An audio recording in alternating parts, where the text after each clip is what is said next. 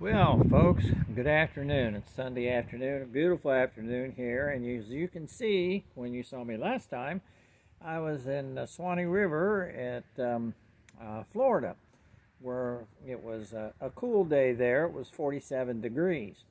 Today, I'm in Ohio, and it's a warm day, 41 degrees. It's at noon, but it is a beautiful day. There's hardly any wind, sun's shining, not cloudless skies, but pretty good. But it's a beautiful day. Good day to be alive, good day to be everywhere, and God's given us another day, so it's up to us to make good of it. I thought I'd update you on what's went on since then, since you saw me in Florida. I actually made two other videos, but I didn't like them, so I discarded them. So this is going to update you on what happened from the time I talked to you last in Florida to today. Had a pretty uneventful trip home. Saw one accident, and hopefully nobody was hurt. It was a travel trailer that got out of control and upset and scattered stuff every place, but it was on the other side. There wasn't a bunch of squads there or anything, so I'm hoping and praying that whoever was in that did not get hurt. The only bad part about the whole trip home was Atlanta, Georgia. Atlanta used to be a horrible place to go through. Then they got all the freeways done and the express lanes done, and it turned out to be a really nice drive down through there. You hit it at the right time, you just breeze right on through.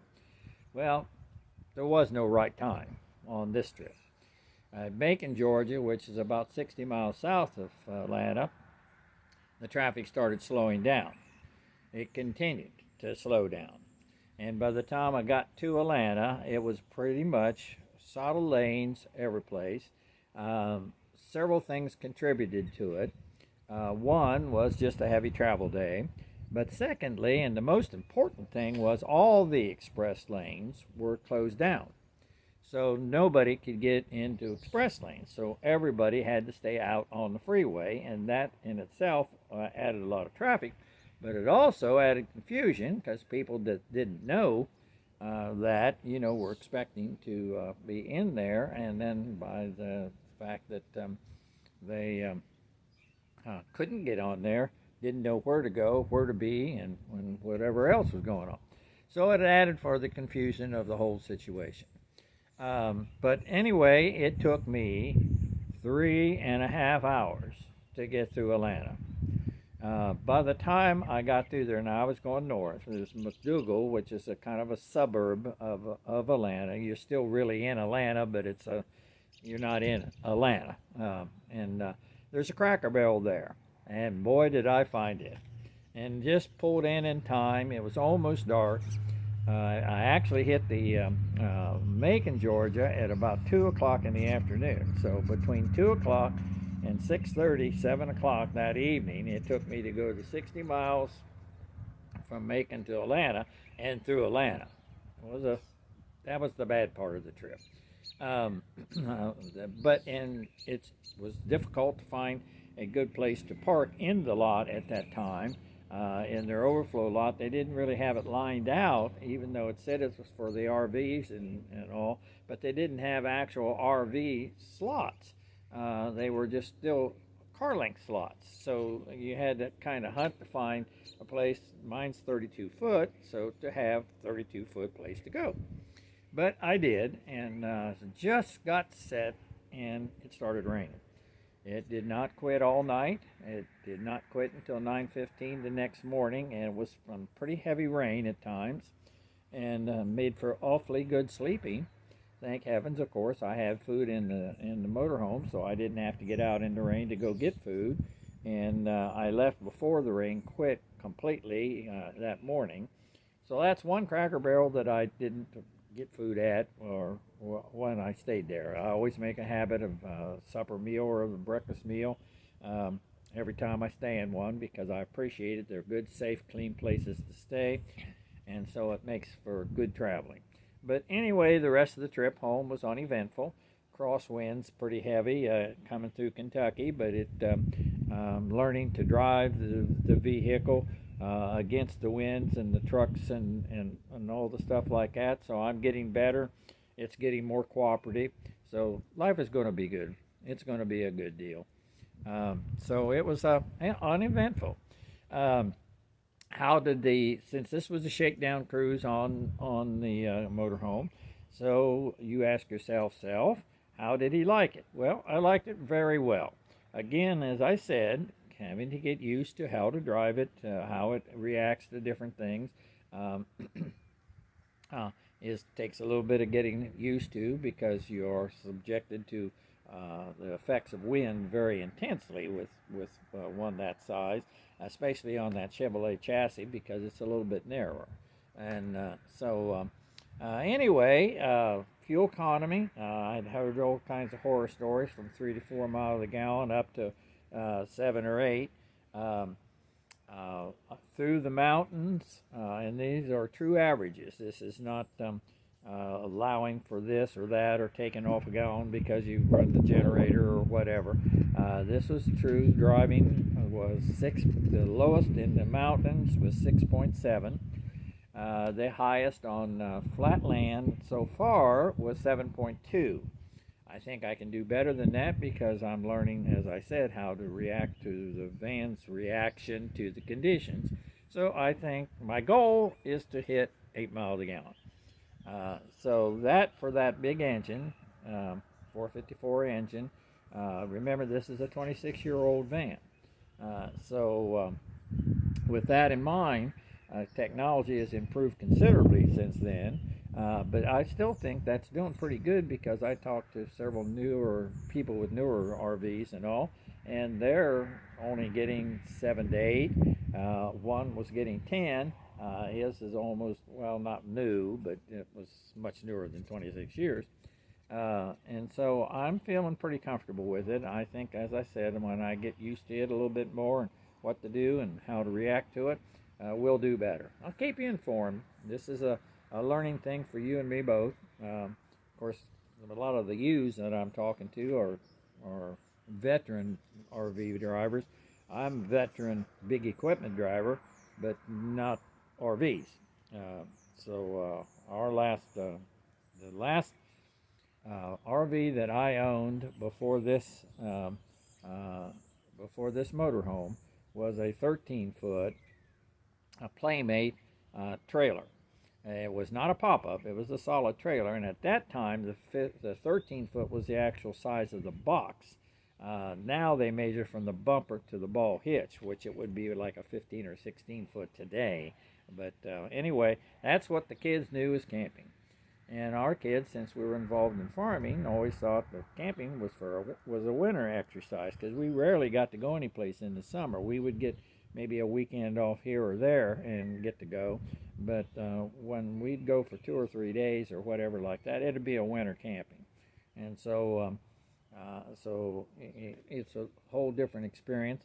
I love the fact that there are no slides on mine. I particularly did not want any because I always wanted full access to the whole motorhome, since I am still using the walker for stability and all as I walk. I don't inside there, but the reason I don't have to is because with no slides, I can have access to everything. I don't have to, I can go back to the bathroom, back to the bedroom, around the kitchen and all. And there's plenty of room in there. It's not cramped. So it's working out well that way. As far as the sleeping and everything is concerned, I really slept better there than I had slept where I was staying at for the last few times that I was there. And not because of anything bad about that place. It's just that when you do get rain, which we had rain a lot of nights that I was gone, on a metal roof is just pretty soothing.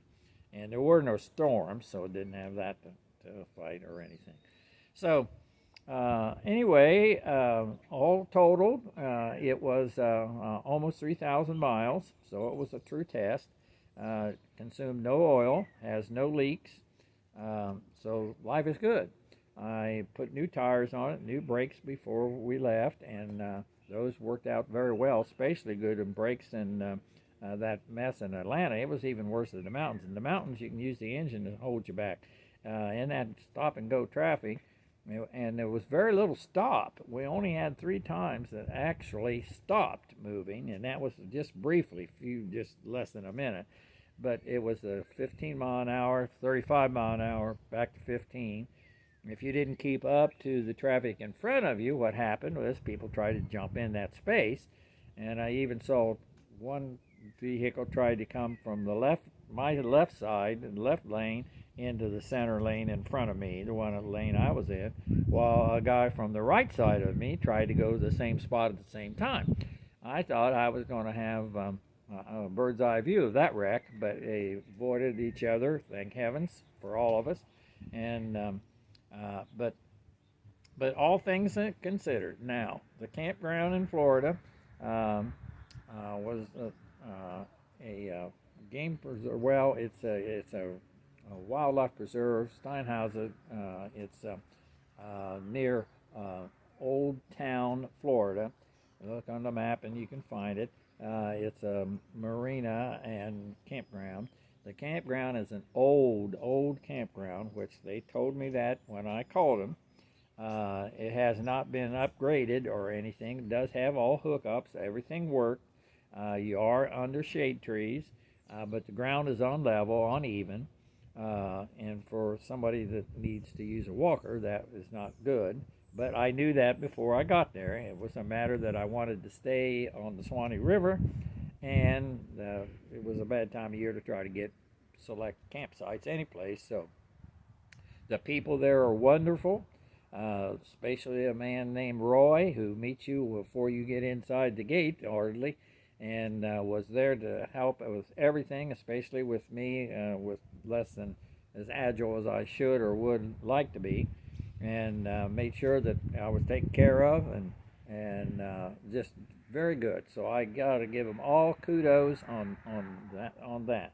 They are upgrading the campground. They were working on it while I was there. They're adding new sites. They're leveling out the old sites and changing things around. So it's going to be better. The downside is there's marginal cell service and no Wi-Fi. So since I'm not equipped with satellite or anything, I rely on an aerial antenna. I proved to myself you can live a week without television because we had 30 minutes or 30 seconds of TV the whole entire time. I don't know what happened, why we got that, but it came and went that quickly. And with that being said, the air card that I operate on with my computer worked late at night, early in the morning, up till about 8:30, 9 o'clock, and then you were done until about 5, 6, 7 o'clock in the evening again. Through the day, monitoring, like if you were trying to monitor something, did not work out well. So you want to keep that in mind. Now, if you've got satellite on your rig or whatever, you'd be a whole different ballgame. They did say that they have intentions of getting Wi-Fi into the park, but I don't know that will happen. I mean, until it happens, you don't know that it'll happen. There's quite a cost involved because we got into that at the park where I stayed at in Florida. And so all things said there, it was it's a costly thing, but they've got several cabins. I'm not sure how many. It must be 10 or 12 cabins. They're all nice looking cabins. And then they've got 7 RV sites, and then they've got a very nice marina. And so if you've got a boat, it's an ideal place to go. Again, the people couldn't have been more accommodating. Price-wise, they were mid-range. There was a couple places less expensive to stay 6 days, but they didn't have 6 days in a row. This place did have. They were in definitely middle price. They were not the high priced in, and they were not the cheapest. I would highly recommend going there, especially if you don't have any inabilities of getting around and all and can walk. I could see the river from my campsite. It was about the length of a football field from where I was at, but it was impossible for me to get there with the walker. And the fellow that was helping out and was so good to me on everything else was extremely busy that week, and so I didn't ask him to take me down in his golf cart or anything. I'm sure he would have if I'd asked him, but they were getting ready for a big convention in the town there, a Fiddler's Crab convention, and that's a big deal for them. And so everything was sold out. They asked me when I booked if I would be sure to try to be out by 10 o'clock in the morning because everything was sold out for the whole weekend, and to help them out. And I, of course, was glad to, and because I like to get on the road anyway. Had a beautiful drive through the north end of Florida. The Garmin sent me on 2-lane highways, but I actually went 40 miles and never saw a car behind me or in front of me meeting me.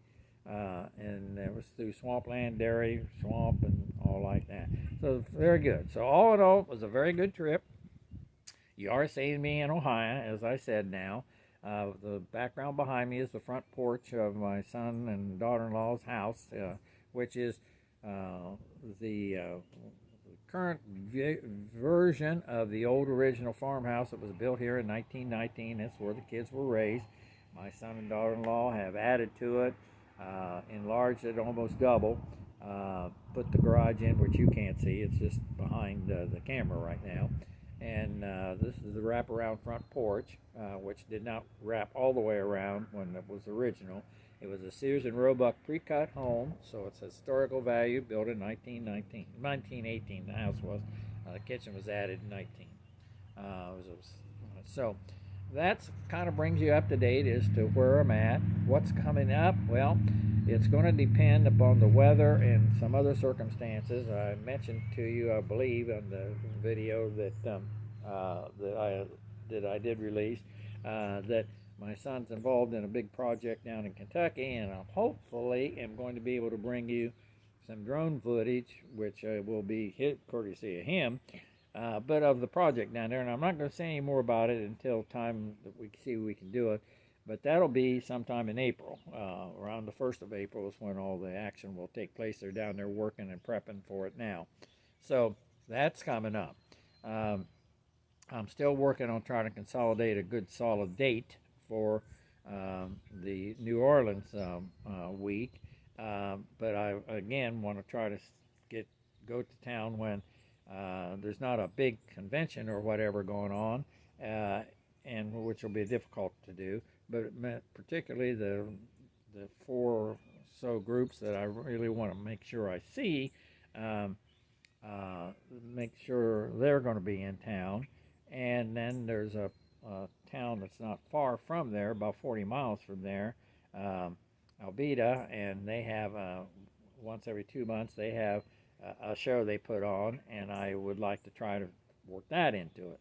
So that's going to take some coordination.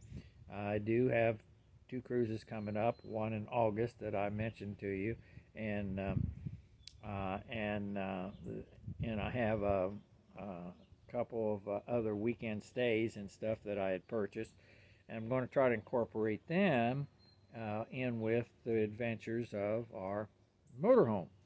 So in other words, I'll drive to the area where they are going to take place, and then park the motorhome and go there, and that way I can take you to all the places, and you and the grandkids and the great-grandkids will all get to see the same things that I get to see.